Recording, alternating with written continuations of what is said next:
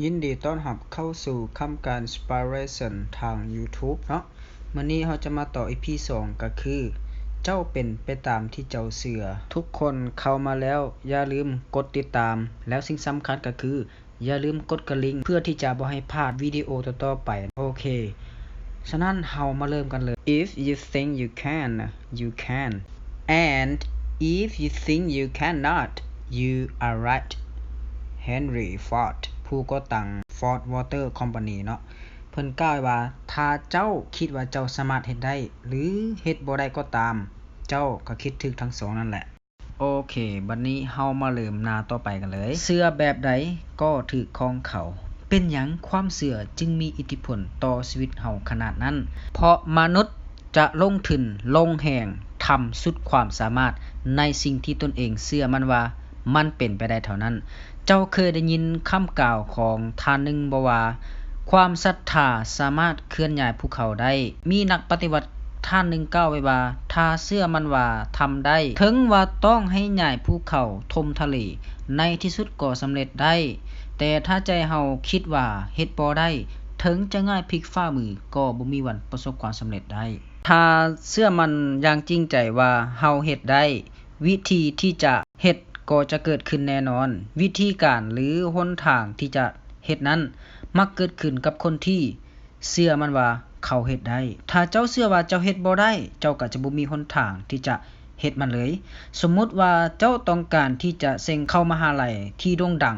ที่คนเข้าเซ็งยากถ้าเจ้าเชื่อว่าเจ้าสามารถเซ็งเข้าเรียนที่นั่นได้เชื่อว่าคนคือเจ้าคู่ควรกับมหาวิทยาลัยดังๆแบบนั้นเจ้าก็จะพยายามไขว้คว้าอ่านหนังสืออย่างหนักลงทุนไปจ้างเรียนเพิ่มวิชาที่เข้าเซ็งเข้าวิทยาลัยให้ได้ในที่สุดเจ้าก็เซ็งติดได้เข้าเรียนแน่นอนเพราะเชื่อว่าตนเองเฮ็ดได้ตนคู่ควรกับสิ่งนั้นจงลงทุนลงแรงทุ่มเทจนให้สำเร็จแต่คนที่มันเฮ็ดบ่ได้นั้นมันมัวแต่หาข้ออ้างจนบ่มีเวลาหาหนทางอีกด้านหนึ่งที่เชื่อว่าตนเองบ่สามารถเซ็งเข้าได้เพราะเชื่อ 100% ว่าคนที่เข้าเรียนที่นั่นต้องเซ็นใหญ่ใช้เงินจ้างลูกหลานผู้ใหญ่ลูกหลานคนรวยเท่านั้นจึงสามารถเข้าเรียนที่นั่นได้คนคือเฮาบ่มีปัญญาเข้าเรียนสถาบันแบบนั้นดอกสุดท้ายเขาก็จะบ่พยายามที่จะเดินหน้าต่อเพื่อเซ็งให้ผ่านหรืออาจไปเซ็งแบบว่าเซ็งไปซั่นละบางทีมันฟุกมันติดนำเขาเซ็งแบบนี้บ่ติดแน่นอนเพราะมันเห็นอนาคตล่วงหน้าแล้วว่าบ่ได้เพราะเชื่อว่าเจ้าบ่สามารถเฮ็ดได้บ่คู่ควร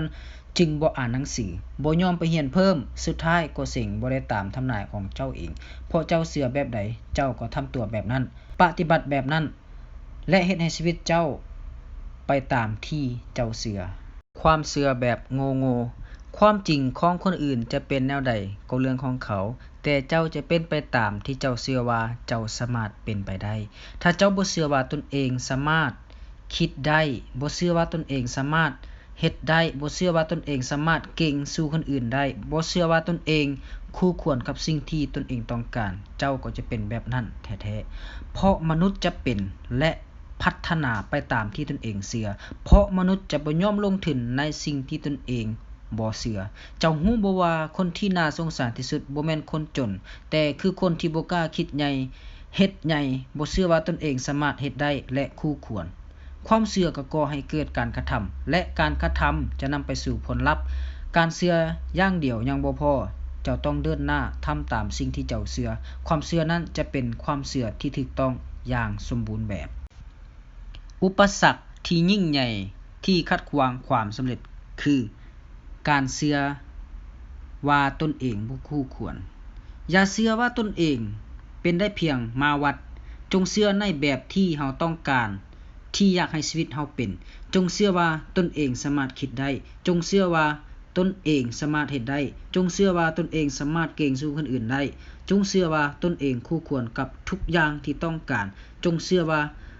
ทุกความฝันทุกเป้าหมายสามารถเฮ็ดให้เกิดขึ้นได้แท้ๆ The law of attraction กฎแห่งดึงดูดหรือกฎจักรวาลบอกว่าเจ้าจะบ่ได้ในสิ่งที่เจ้าคิดอยากได้แต่เจ้าจะได้ในสิ่งที่คู่ควรเท่านั้นถ้าเจ้าเชื่อว่าเจ้าเป็นได้เพียงมาวัดเท่านั้น เจ้าก็จะเป็นมาวัดไปตลอดจนกว่าความคิดความเชื่อของเจ้าจะเปลี่ยนไปจากเดิมเพราะถ้าเจ้าเชื่อแบบใดเจ้าก็จะเริ่มทำตัวให้เป็นไปตามที่เจ้าเชื่อแล้วเจ้าก็จะเป็นแบบนั้นแท้ๆถ้าเจ้าเชื่อว่าตนเองเป็นเพียงมาวัดเจ้าก็จะเริ่มทำตัวเหมือนมาวัดแท้ๆแล้วเจ้าคิดว่าเจ้าจะคู่ควรกับดอกฟ้าหรือบ่ทุกคนสามารถตอบได้ถ้าเจ้าเชื่อแท้ๆว่าเจ้าจะบ่มีวันรวยหรือจะบ่มีวันประสบความสำเร็จถ้าเจ้าก็ทำตัวแบบเดียวกับคนที่ล้มเหลวทั้งหลายก็จะเริ่มคุกคีอยู่แต่กับความล้มหรือว่าอยู่แต่กับพวกที่ล้มเหลวและบ่พยายามหาทางที่จะประสบความสำเร็จจนกว่าความเชื่อของเจ้าจะเปลี่ยนไปตามอีกแบบที่อยู่อีกฝากหนึ่งที่เชื่อว่าเจ้าสามารถเป็นไปได้ทุกอย่างที่เจ้าต้องการเจ้าจึงจะสามารถดึงศักยภาพที่มีอยู่ออกมาใส่ได้แบบสุดๆดังที่ได้กล่าวไว้ในบทก่อนว่า You are what you think You are what you believe ถ้าเจ้าคิดและเชื่อว่าเจ้าเฮ็ดได้เจ้าก็จะเฮ็ดได้ถ้าเจ้าเชื่อว่าเจ้าคู่ควรกับสิ่งใดเจ้าก็จะได้มันมา The law of belief บอกว่า whatever you believe with feeling and conviction becomes your reality สิ่งใดที่เจ้าเชื่อด้วยความรู้สึกและความเชื่อมั่น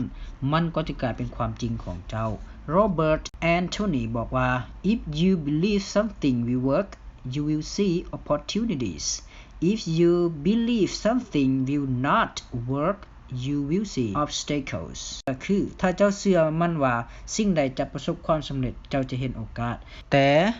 ถ้าเชื่อว่าบ่มีหนทางที่จะประสบความสำเร็จเจ้าก็จะเห็นแต่อุปสรรคประตูสู่ความสำเร็จจะเปิดให้คนที่เชื่อมั่นว่าเป็นไปได้เท่านั้นสำหรับคลิปวันนี้ก็จบลงเพียงเท่านี้